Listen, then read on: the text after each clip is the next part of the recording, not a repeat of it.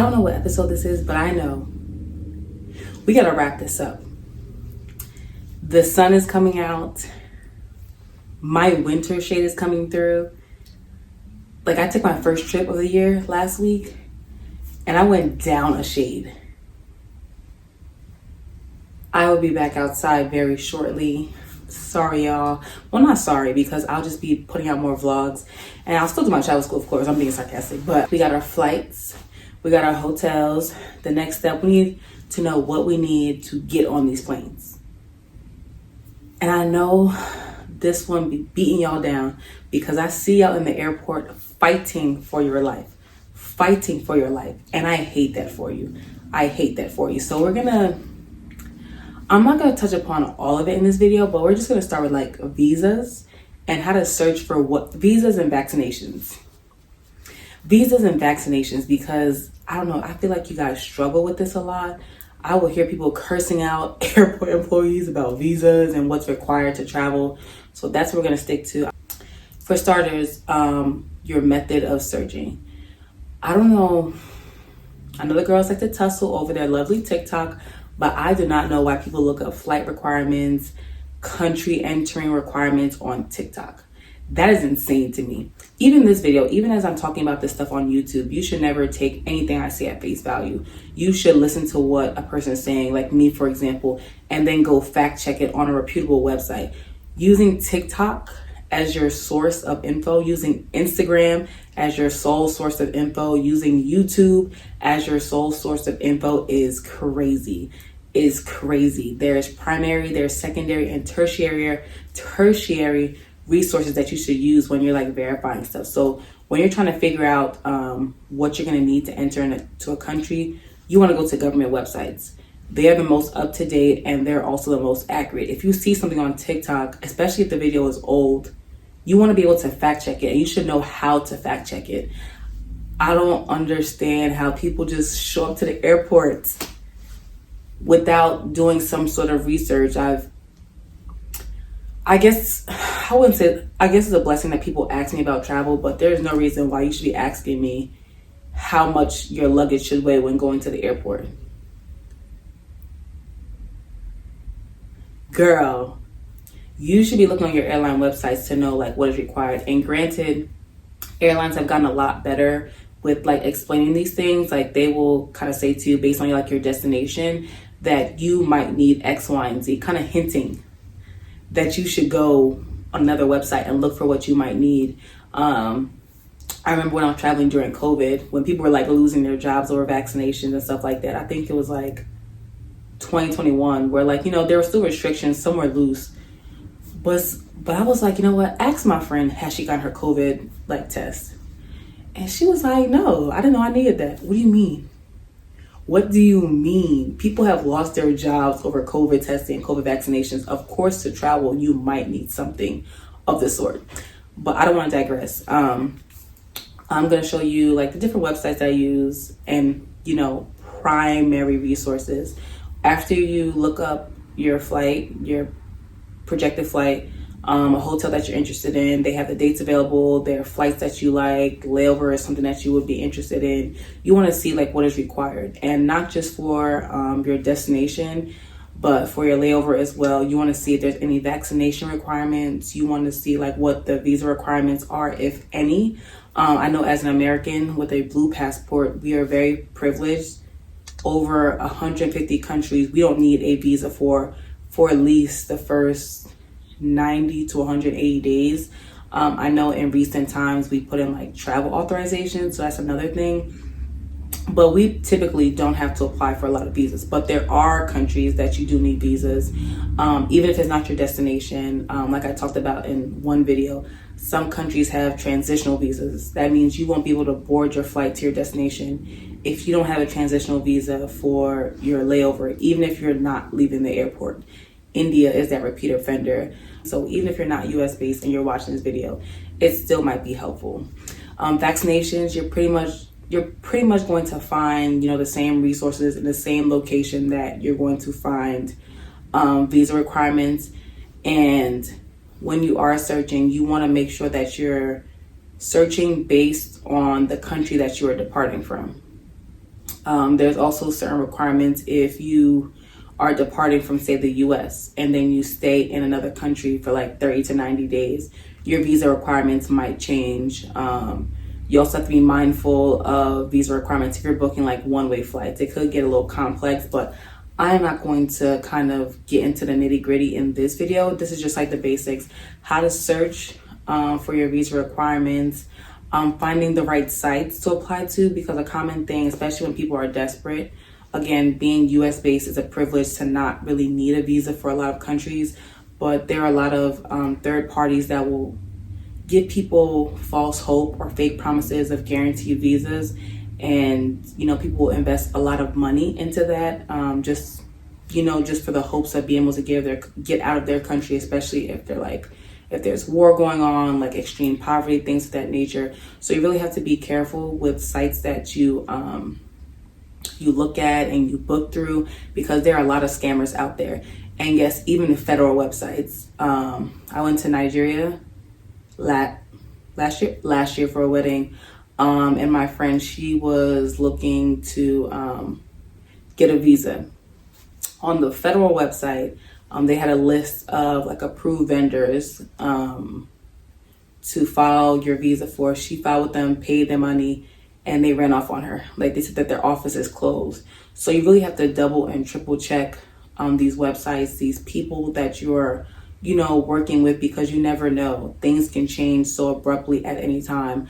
Like with COVID, 1 week you were safe to fly, and the next week they were shutting down countries. So you really want to be mindful. You want to double and triple check everything. Know when to get insurance, how to get insurance. I'm not going to touch upon insurance yet. I'll touch upon insurance, travel insurance, in the next video, maybe the next video. But for this video, vaccinations and visas. If you do not like vaccinations, you probably don't want to go to countries that require a vaccine. No tea, no shade. I'm not telling you what to do. I'm just telling you what's required of you if you want to go to certain places. So, like I said, I'm going to keep this very brief because I must be outside. The sun is shining.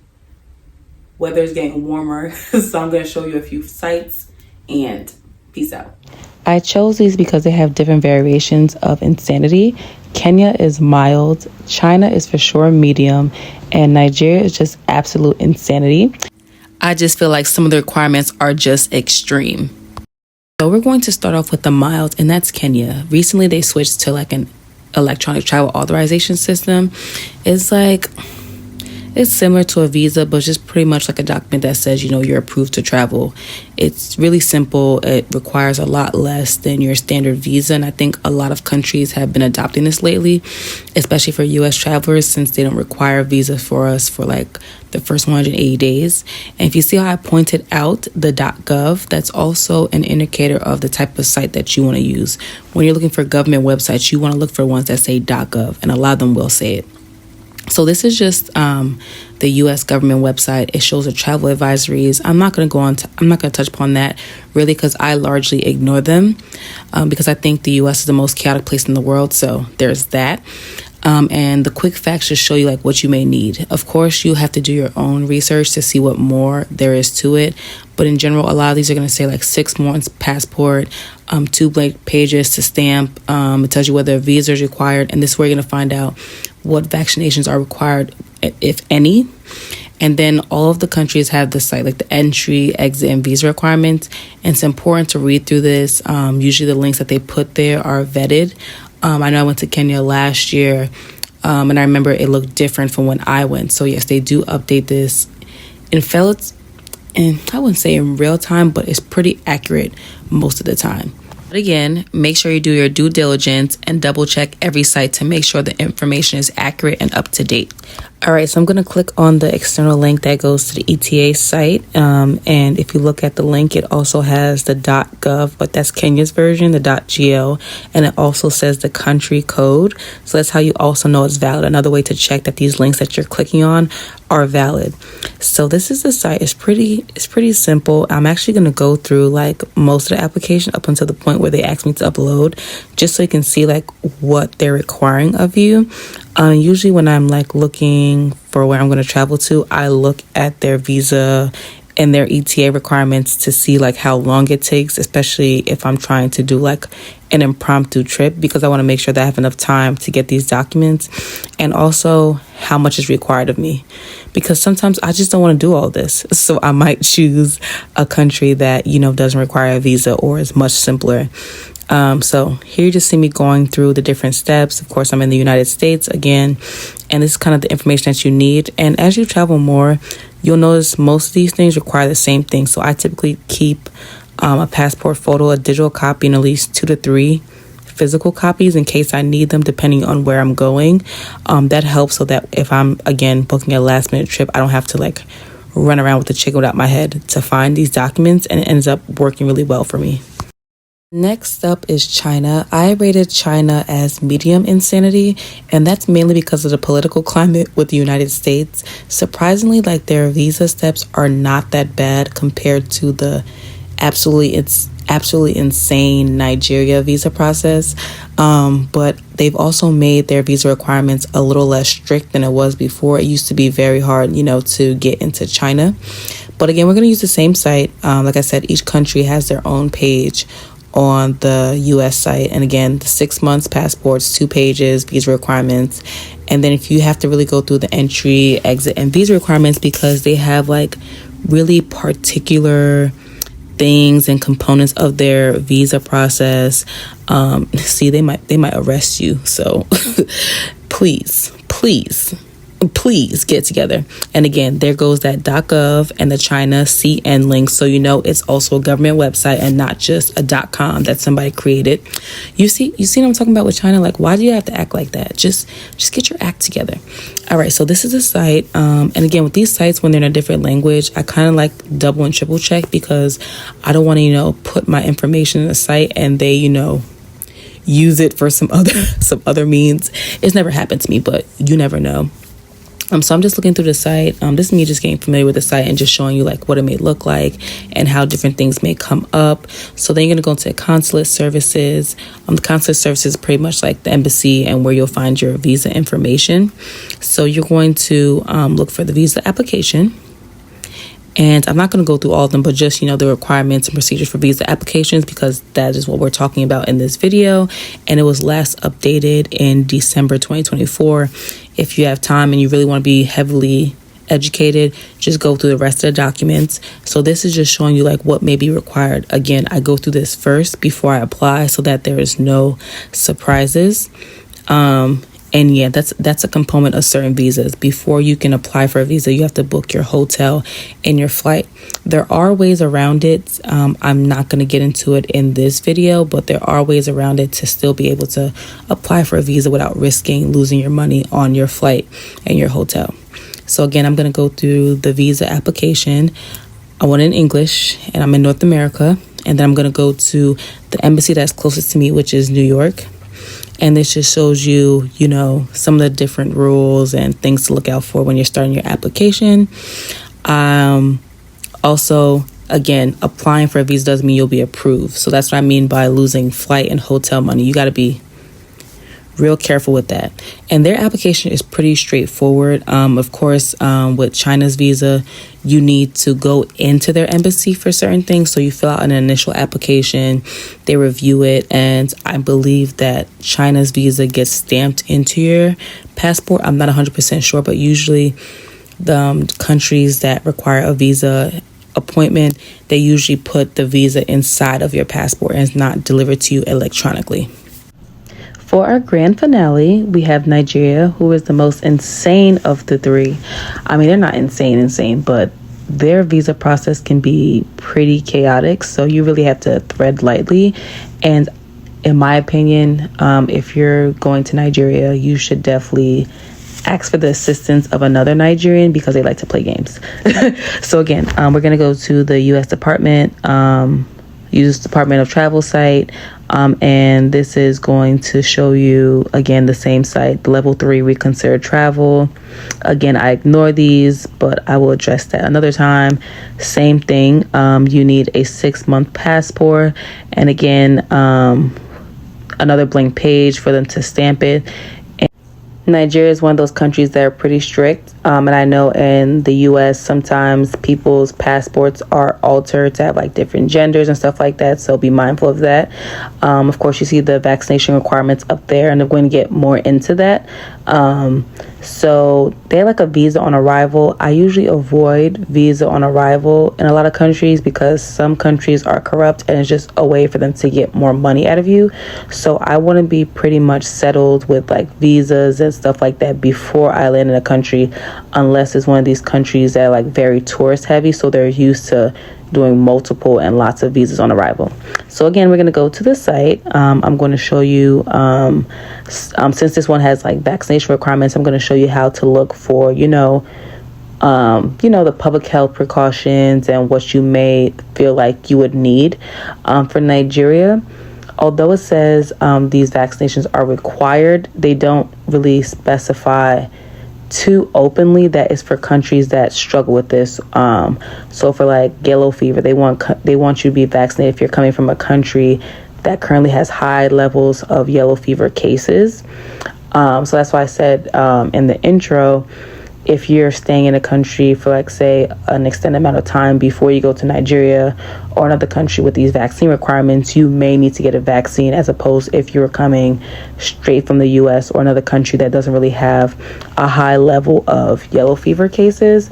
The CDC website is really good for more information on that as well. It's a federal website in the United States.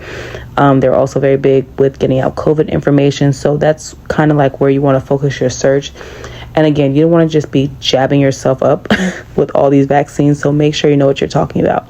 Now, if you notice on this one, it says .org and not .gov.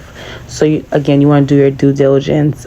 This is the embassy, I believe, in DC. I don't know why it links to DC. There's plenty of others, kind of like China, that have multiple places.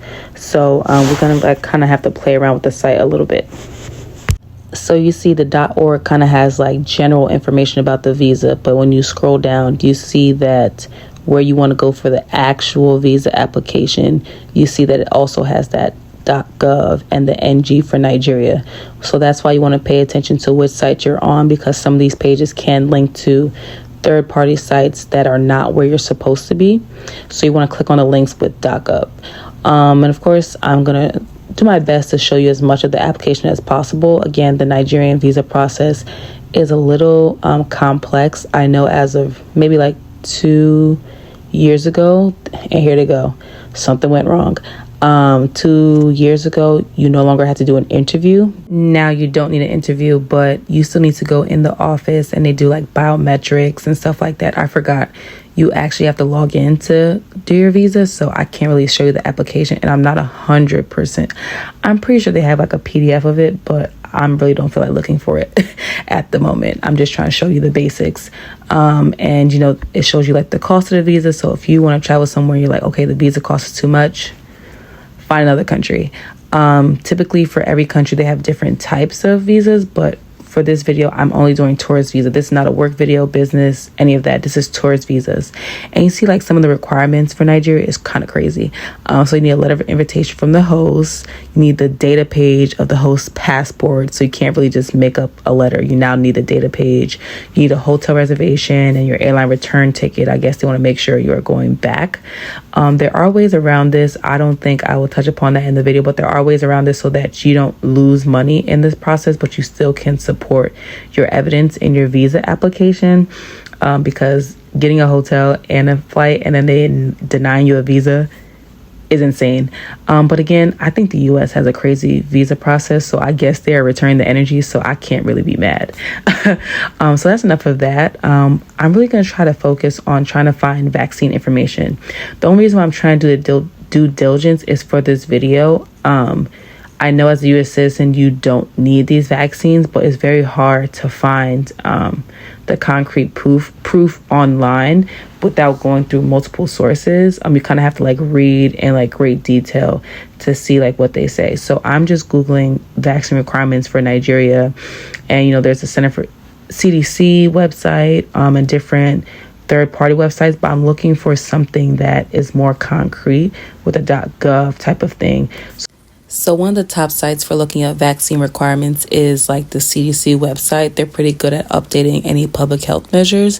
So I'm going back, to the us.gov site, and it's going to take me to the CDC website, which gives me a lot more information about yellow fever in general. It tells you about the current situation, how to prevent it, the timeline for getting vaccinated, which is all helpful for people getting vaccinated. But if you scroll down, you see the current situation, and then a little bit below that, it will have a section that talks about what you can do to prevent getting yellow fever. And this is where it finally indicates that you only need to get the yellow fever vaccine if you're coming from a country that also has a high rate of yellow fever. So using these combination of sites finally gets you the answers you need, but you see how much digging and how much reading it took me to get there. So you really want to double check all these sites and really get some concrete information before you just go doing anything and wasting your money. So that's how much due diligence it takes. And this last bit is just showing you what other diseases or other things that might be helpful to look out for when you're traveling to the region. Of course, every country is different, but I don't want to get into that right now. I just want to wrap this video up. I hope it was very informative. And to summarize, do your due diligence. I don't know if you remember my last video. I said in 1 week I was going to be dropping a video, and I don't know if you caught it, but I did drop a short on YouTube, so go and watch that. And of course, watch all my other travel school videos because they are very important, and it's important that you watch these videos in order so that they'll make sense. And I will see you guys in another week. I might drop a travel school, I might drop a vlog, I might drop a short, I might drop all three if I'm feeling ambitious. You don't know, so just stay tuned. Make sure you are subscribed to my channel. Bye. That is it for Travel School Episode 6. Let me tell you, my winter shade is coming back. The weather's about to break, and we're getting more vlogs because I am about to head outside. So, in addition to the travel tips, travel education, please look forward to my new vlogs dropping very, very soon. And don't forget to like, comment, and subscribe to my YouTube channel, The Minister of Gallivanting. I will see you in 1 week. Bye.